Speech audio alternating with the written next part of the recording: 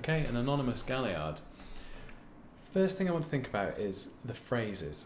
So tip number 1 is be aware of these micro phrases. This galliard tends to sit for a couple of bars at a time on one chord, and then it often follows, particularly in the first instance, these chords only move maybe a tone apart or a fourth. So keep in mind these micro phrases when you're building your overarching phrases. It's really good to have both hooks to hang your phrases on, but also to understand the steps in between.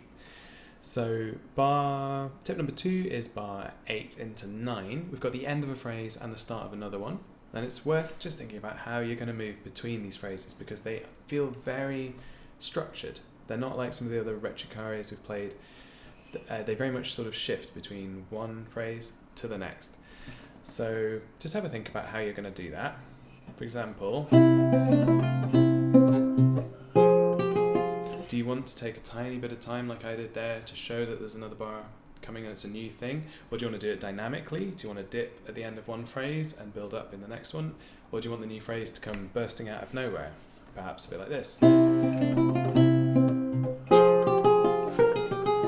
Something like that. Make it your own.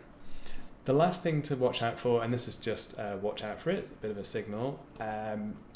Bar 14, we've suddenly got to play twice the speed we've been playing.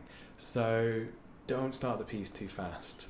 You've suddenly got to go, and it might come as a shock. So if you've got 2 options really, you can either play the piece at a fast speed where you can't necessarily play those notes at that speed, and then you get to them and you take a little bit of time before them to allow yourself to get through them.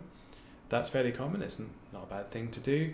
If you are planning on having people dance to this music, then you're going to want to be able to play it in time, otherwise they're going to fall over themselves. So perhaps choose a slightly more stately speed than you might otherwise upon first glance.